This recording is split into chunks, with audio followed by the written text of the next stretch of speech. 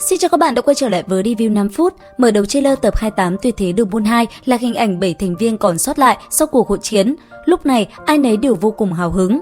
Huyền Lão nói cho cả đám biết, 5 năm nữa, bọn họ sẽ đại diện cho học viện tham gia kỳ thi đấu hồn đại tái dành cho học viên dưới 20 tuổi trên toàn đại lục.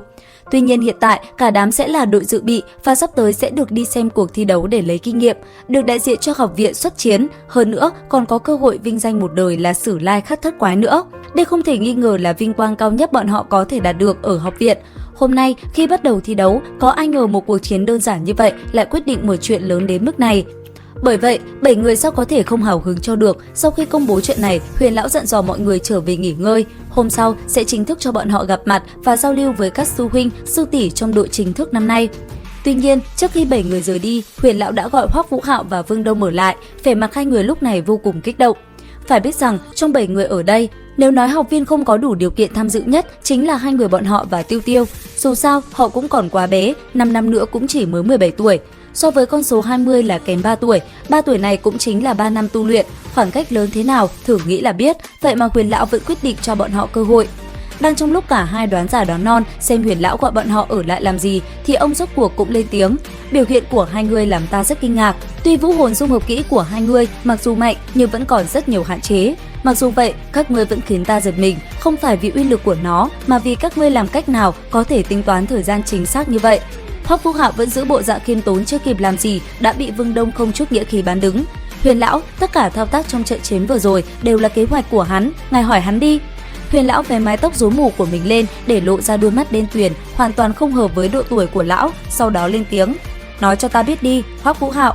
Thật ra cũng không có gì, Huyền Lão, ngài thử một chút sẽ hiểu ngay.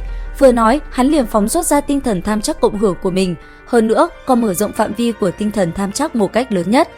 Vừa cảm nhận được dao động tinh thần của Hoắc Vũ Hạo, Huyền Lão có chút sững sờ, ánh mắt lão nhìn Hoắc Vũ Hạo lập tức thay đổi hoàn toàn.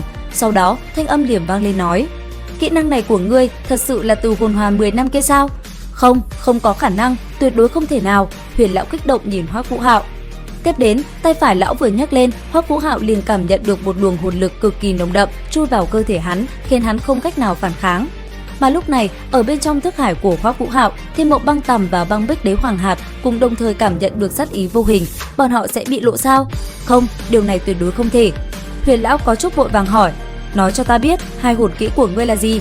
Hoắc Vũ Hạo thành thật nói, Vũ hồn linh mâu, hồn kỹ thứ nhất là tinh thần tham chắc cộng hưởng, hồn kỹ thứ hai là mô phỏng. Huyền Lão trầm giọng nói, nếu ta nhớ không lầm, thì hôm thi đấu ở kỳ sát hạch tân sinh, ngươi từng sử dụng một kỹ năng tấn công vào tinh thần nữa mà, cái đó từ đâu mà có? Hoắc Vũ Hạo giật mình, nhưng đương nhiên hắn không thể nói hết bí mật của mình ra. May là trước đây Vương Đông từng chất vấn hắn nên hắn sớm đã chuẩn bị chu toàn rồi, bởi vậy thanh âm liền vang lên đáp. Huyền Lão, đệ tử là người của Đường môn nên có tu luyện một công pháp gọi là Tử Cực Ma Đồng, vũ hồn của đệ tử lại là linh mâu, không hiểu tại sao hai thứ đó lại kết hợp với nhau tạo thành kỹ năng linh hồn trùng kích. Nghe hắn giải thích xong, vẻ mặt Huyền Lão càng thêm hoang mang, nhưng lão nghĩ đi nghĩ lại vẫn không sao giải thích ra được, bởi vậy ông liền phất tay cho hai người trở về nghỉ ngơi. Sáng sớm hôm sau, 7 người có mặt ở đấu hồn khu, dưới sự sắp xếp của Huyền Lão, 7 đệ tử nội viện cũng đã có mặt. Trong số những học viên đó, Hoắc Vũ Hạo chỉ biết mỗi một người, đó là Mã Tiểu Đào. Khi đã đông đủ, Huyền Lão cũng lên tiếng. Hiện nay chỉ còn 10 ngày nữa là bắt đầu cuộc thi đấu hồn đại tái giữa các học viện cao cấp, ta nghĩ tất cả đã đoán được thân phận của nhau rồi chứ? Đúng vậy, các ngươi là hai đời Sử Lai Khắc Thất Quái, một bên là nhóm chính thức, một bên là nhóm dự bị. Hôm nay ta cho các ngươi gặp mặt, cốt yếu để mọi người làm quen lẫn nhau và cũng để tất cả biết một chút năng lực của đồng đội mình nữa. Huyền Lão nói đến đây, liền quay sang 7 người. Hoắc Vũ Hạo nói tiếp, các ngươi tuyệt đối không thể mang cái tư tưởng lần này đến đây chỉ là khán giả. Ngược lại, nếu không có gì bất ngờ, các ngươi cũng có cơ hội xuất chiến. Khi chúng ta gặp những đối thủ không quá mạnh mẽ thì các ngươi sẽ được ra thi đấu, như vậy mới che giấu được năng lực của các thành viên thật sự được. Nghe vậy, ai nấy đều vô cùng hào hứng. Giới thiệu xong xuôi, cũng chính là lúc bọn họ và những sư huynh sư tỷ kia bắt đầu giao lưu với nhau bằng phương thức chiến đấu trực tiếp. Đến đây thì cũng hết tập 28 Đấu La Đại Lục 2. Xin chào và hẹn gặp lại các bạn ở những video tiếp theo.